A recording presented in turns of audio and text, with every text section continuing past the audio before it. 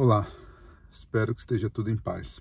Hoje nós vamos dar continuidade aos pilares do cristianismo e nós vamos falar da Bíblia sobre a Bíblia, única regra de fé.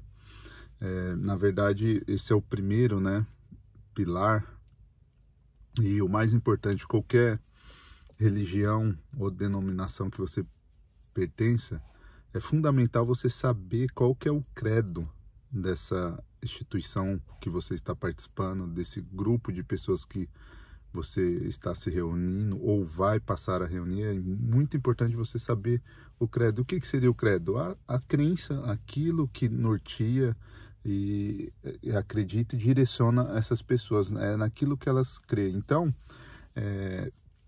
diferentemente de algumas pessoas que acreditam no que os outros dizem, às vezes tem muitas pessoas que frequentam o ambiente e não sabem realmente no que aquelas pessoas acreditam e no que elas creem. Então, o cristianismo, a sua fonte de autoridade, é a Bíblia Sagrada. Então, qualquer ambiente onde eles acreditam e falam bem da Bíblia, mas você tem que seguir outra coisa além da Bíblia, pode ser qualquer coisa menos cristianismo, porque o cristianismo, a única regra de fé é a Bíblia. E a pergunta que nos permeia é se a Bíblia é confiável. Então, eu vou rapidamente aqui fazer um resumo sobre a origem e formação da Bíblia, para nós termos um entendimento e atestarmos ou verificarmos se ela realmente é confiável ou não.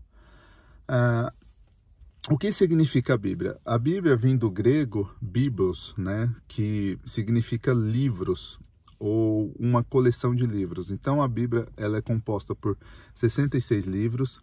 O Antigo Testamento tem 39 livros e relata a criação, a história de Israel e as promessas de Deus, através dos profetas. Ela foi escrita, o Antigo Testamento foi escrito ao longo de 13 séculos, desde o século 13 até o século I antes de Cristo. Isso mesmo, 13 séculos para se confeccionar o Antigo Testamento. E ele foi escrito em 3 idiomas, hebraico, aramaico e grego. O Novo Testamento, ele é composto por 27 livros, ele relata a vinda de Jesus Cristo, a formação da igreja e as instruções para os cristãos. O Novo Testamento ele foi escrito entre 50 e 100 depois de Cristo, Então, um resumo geral da Bíblia. A Bíblia foi escrita por cerca de 40 autores ao longo aproximadamente de 1.500 anos. Isso mesmo que você ouviu. A Bíblia toda, para ser confeccionada, foi aproximadamente 1 milênio e meio para nós termos acesso ao que nós temos hoje, esse livro sagrado, maravilhoso que nós temos nas nossas mãos. Demorou 1 milênio e meio.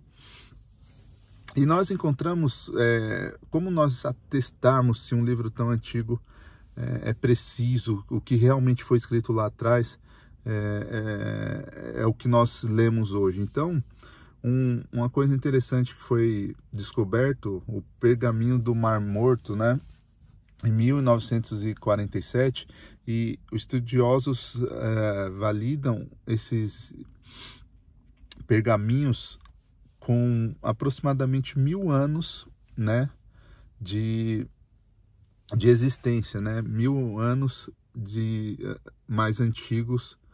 E é interessante, 1000 anos é muita coisa para você preservar um material. Não é igual os livros que a gente tem hoje, era feito em pergaminho, papilo, um material sensível, volumoso, ruim de transportar. E isso foi achado nas cavernas, preservado na sua quase integralidade. E quando você compara esses escritos tão antigos, há 1000 anos atrás, eles são precisamente idênticos aos que nós temos hoje, com os outros manuscritos que eles tinham em mãos. Eles fazem essa comparação. Eles dizem que 96% aproximadamente é parecido, alguma diferenciação pequena de palavra que não muda o sentido da Bíblia. Então, isso atesta a confiança da Bíblia, né? E o Novo Testamento, ele tem mais de 5 manuscritos. O Novo Testamento foi escrito em grego, né? Então, essa é a formação da Bíblia, né? E como foi a formação do canon bíblico? O canon significa regra ou padrão. Então, temos alguns critérios a ser considerado, né? A Bíblia, ela tem origem divina, ela tem que ser escrita por um profeta ou apóstolo, e aceitação pela igreja primitiva. Foi esse os critérios instituídos para a Bíblia, né? Para o canon, para reconhecer a Bíblia. Então a gente tem uma carta de Atanásio, né?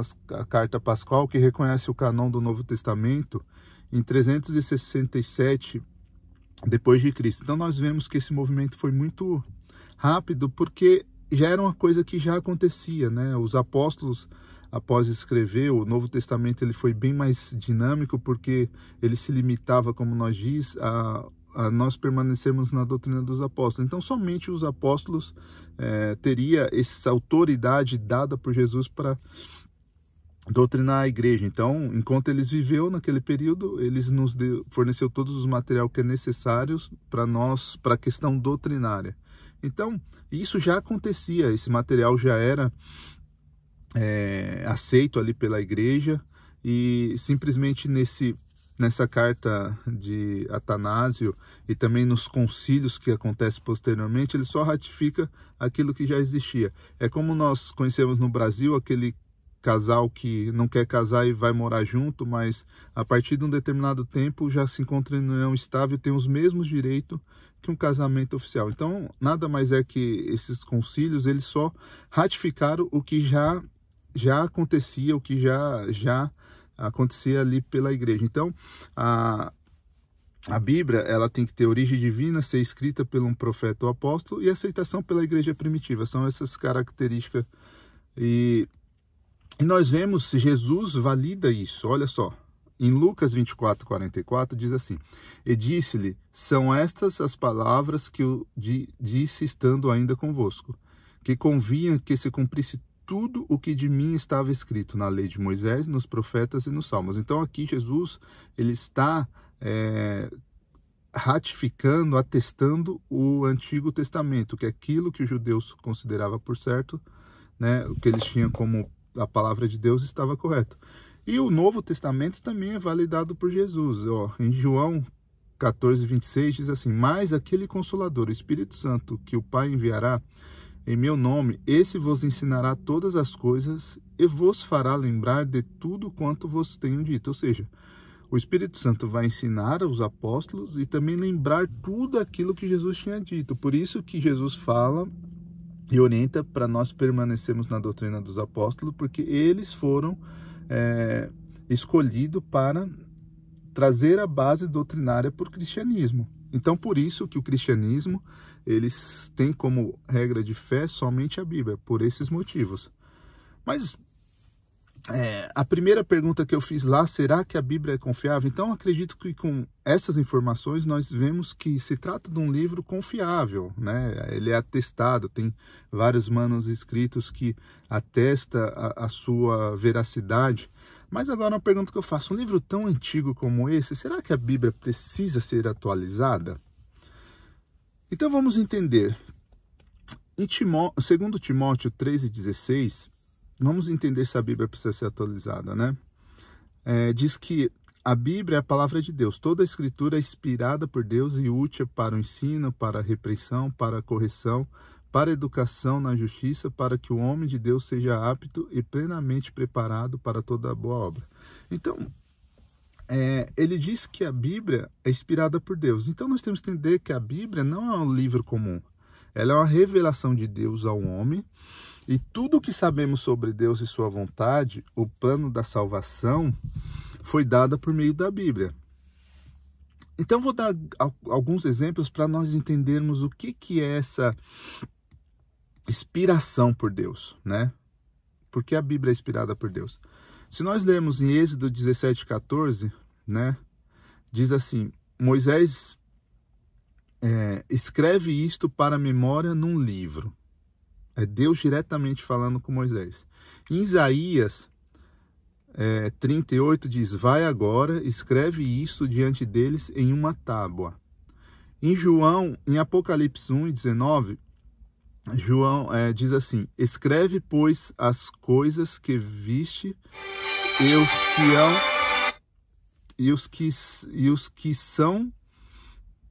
as que hão de acontecer. Então, nós vemos aqui que é Deus diretamente falando com os profetas, com os apóstolos, para escrever. Então, nós vemos que a inspiração, ela não vem do homem, é o próprio Deus falando direto com eles. Vamos dar um exemplo dos livros que não são considerados do canon, ou os livros apócrifos, né? Só para nós entendermos na história, vamos buscar um pouco a história. A Igreja Católica, ela inclui 7 livros no Concílio de Trento, em 1546. Ela inclui no Velho Testamento Tobias, Judite, 1 Macabeus, 2 Macabeus, Sabedoria, Eclesiastes e Baruque. Eu quero usar os próprios livros que foram incluídos nesse canon como exemplo para nós diferenciar o que é uma escritura inspirada por Deus e o que não é. Se nós pegarmos o 2º livro de Macabeus, você pegar uma Bíblia católica, você pode pegar até online aí, para atestar isso que eu estou lendo, verificar. Em 2 Macabeus 15 e 37 e 38 diz assim: assim se desenrolaram os acontecimentos relativos a Nicanor. E já que a partir dessa época Jerusalém permaneceu em poder dos hebreus, finalizarei aqui a minha narração. Se ela está felizmente concebida e ordenada, era este o meu desejo. Se ela está imperfeita e medíocre, é porque não pude fazer melhor. Consegue entender a diferença de um livro inspirado por um livro histórico que não é inspirado por Deus? Aqui, Macabeus está pedindo perdão se ele não conseguiu relatar da forma correta, da forma que o leitor gostaria. Diferente dos exemplos anteriores, que diz assim: assim diz o Senhor, os profetas diziam, assim diz o Senhor. Não era inspirações ou coisas que eles achavam, ou coisas que ele tinha visualizado e ele tentou passar o parecer dele, a opinião dele. Não, é Deus diretamente falando. Então a Bíblia é inspirada por Deus justamente por isso. Então, será que algo que foi falado diretamente por Deus precisa ser atualizado, precisa ser revisto, precisa ser corrigido? Então, essa questão que nós temos que pensar, né? E aqui a gente vai ver nessa época, né? Porque em 1517 eles incluem esses livros, a Igreja Católica, justamente em resposta à Reforma Protestante, ali que aconteceu, né, através de Martim Lutero. E é interessante, não dá para a gente aprofundar muito nisso, mas essa reforma protestante é onde Martim Lutero começa a traduzir essa Bíblia para o alemão, e já tem inventado a imprensa ali que começa a distribuir,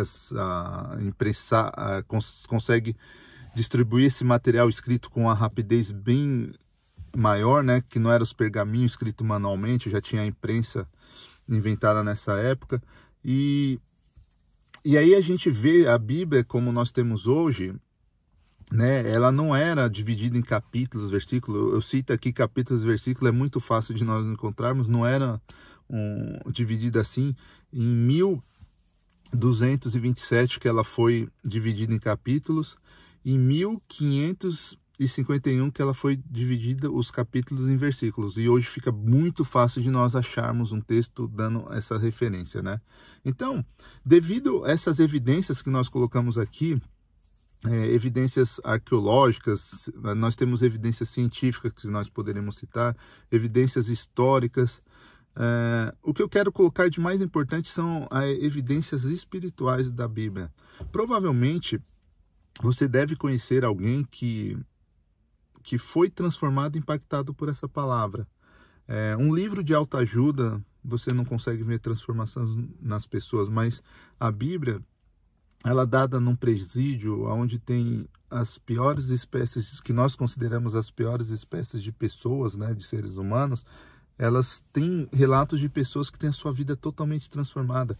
Pessoas que lutaram por anos, a sua vida basicamente inteira, para abandonar o vício do cigarro, o vício da bebida, o vício das drogas. E ao defrontar com essa palavra inspirada por Deus, não é de homem, nós vimos aqui que é Deus falando diretamente com seus profetas, as pessoas são libertas. Pessoas que mentiam por servir, conhecer um Deus verdadeiro, abandonar esse hábito, pessoas que traíam. E provavelmente você deve conhecer alguém que foi transformado, impactado, pessoas que você olhava e falava, esse daí não tem mais jeito.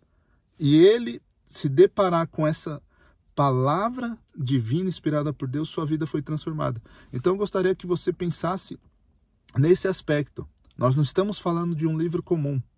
E Jesus coloca e nos dá a liberdade. Você é livre para escolher o que você quiser.